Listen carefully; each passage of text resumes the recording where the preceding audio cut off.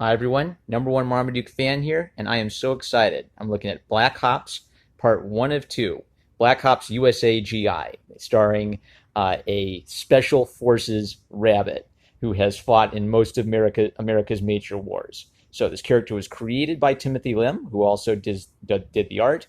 Mark Pellegrini is the writer. The military consultants were Douglas Ernst and Richard C. Meyer. Excuse me. And boy, I dug it. I had high expectations going in because I like Lim's art style, and I think Pellegrini's got a solid comedic writing style. But I didn't know what to expect in a story about a special forces rabbit. And I think what I figured out about this team is that they do high concept humor well, and they're able to bring in some like sincere emotional resonance into a high concept piece. A high concept piece is something where you describe it in one sentence and it's very unique or very bizarre. Like you're not sure if you're going to love it or hate it. And Special Forces Operations Rabbit, who runs around killing people in major American wars, that's a high concept, which gets you interested. And then execution becomes important, whether it sinks or floats. It's sort of the opposite of pseudo-ironic, tee-hee, nothing matters humor. In sort of pseudo-ironic humor, you might have like cutesiness combined with sort of like darkness and edginess. But the opposite of that is when you have kind of a silly idea, but then you bring something sincere and true into that. And there are at least three separate instances where the story about a rabbit who's a special forces soldier has some real emotional impact to it. And I think sincerity is the key. It's whether you really care about your story and want to touch people in a meaningful way, or if you're just teasing them.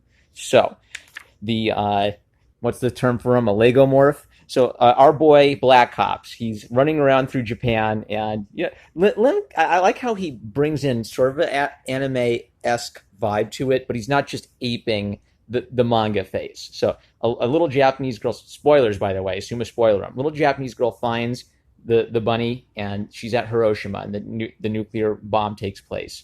And look, she cries. The bunny cries, and she's just ash. That's like a sincere, impactful, emotional death.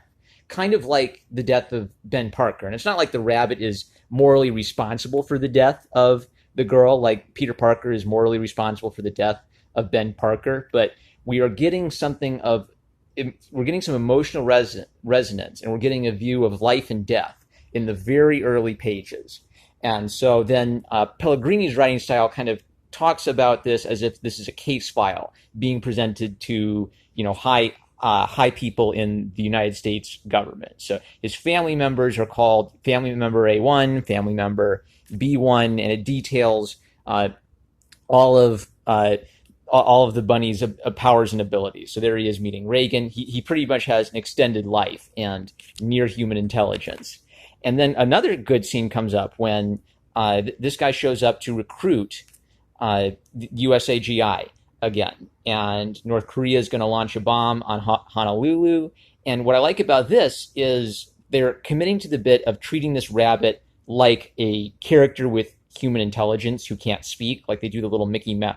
What is that? Like Looney Tunes would do this. Screwball, Batty, Jackass. Ooh, naughty, naughty. In a kid's comic. Come on, guys. It's all right. But the point is that this is a really good pitch for serving your country. Like, it's your duty to protect this innocent life. So that's like two good, emotionally impactful scenes. And then we start getting into this action. By the way, I forgot to ask the creative team this, but this reminds me of American Rabbit, which is like this really weird late 80s, early 90s movie that is just about like an anthropomorphic rabbit who is blessed with the power of Americanism and becomes a superhero. American Rabbit's a bit more anthropomorphic, and USAGI is clearly supposed to be a real life rabbit with a rabbit's body proportions, and he starts out with like a rabbit's intelligence before he gains his hyper intelligence.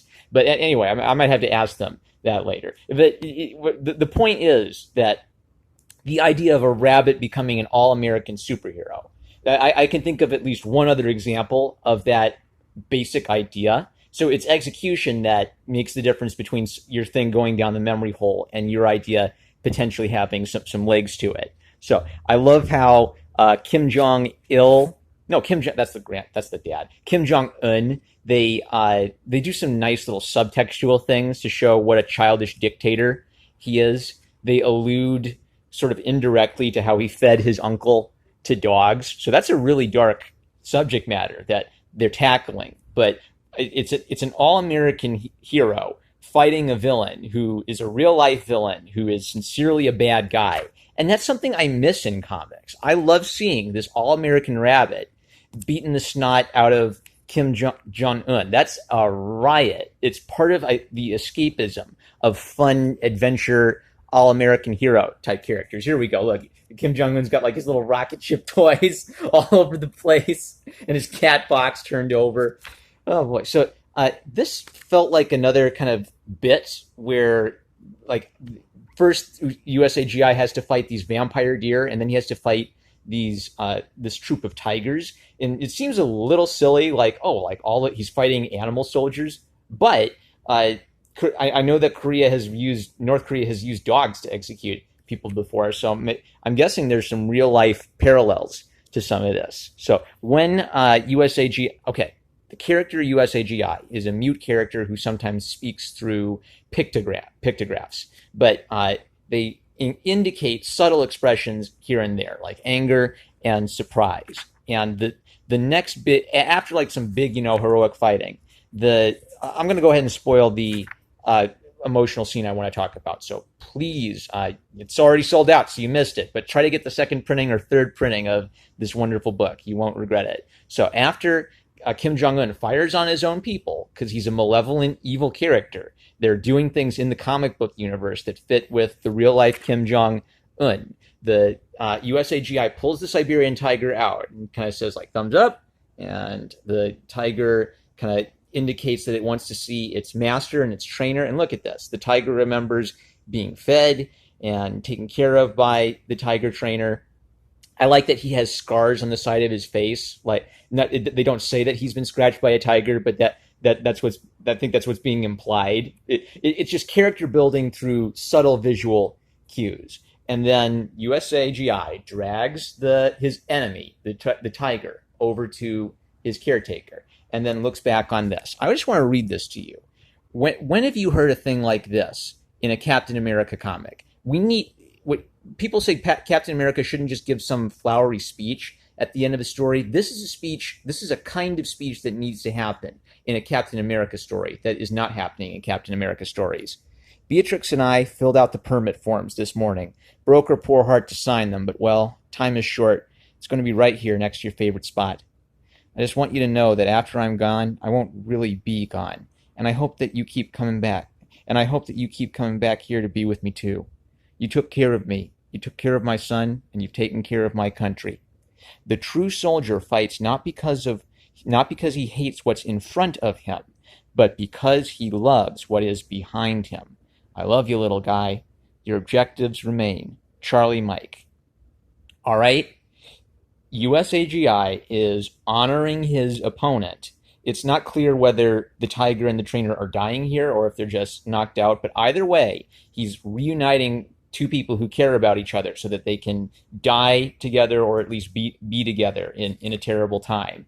And then after kind of like honoring his opponent, then continue the mission. Boom, we're all set up for issue 2. I hope this becomes a thing. I want to see, because this USAGI is decades old. It's implied that he fought in Korea, in Vietnam, in the Gulf War. This is a great concept, and it's so well executed. And so begin the story with death. USAGI starts his mission out of a sense of duty. We close with like kind of a emotionally poignant moment of honoring a fallen soldier who is an enemy combatant who you still respect and who you empathize with. And then we understand USAGI's character. He's a patriotic bunny who loves his country. And that is a admirable trait, which is missing from classic all-American superhero characters.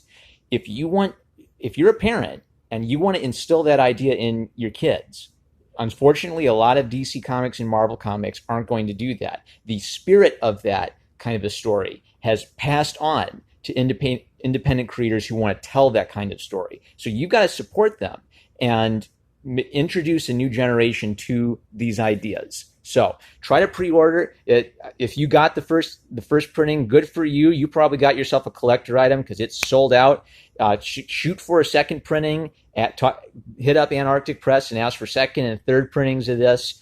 More of this, please. Fantastic. In one comic book, we got morality of storytelling, the positive example I've been looking for that I have been missing in way too many comic books. I'm #1 Marmaduke fan. I love you guys. Let's move the needle beyond just move the needle. Let's super move the needle for USAGI issue 1 and issue 2. Get a second copy, even if it's like that second or third printing and it won't have as much collector's value item. Give it to a kid.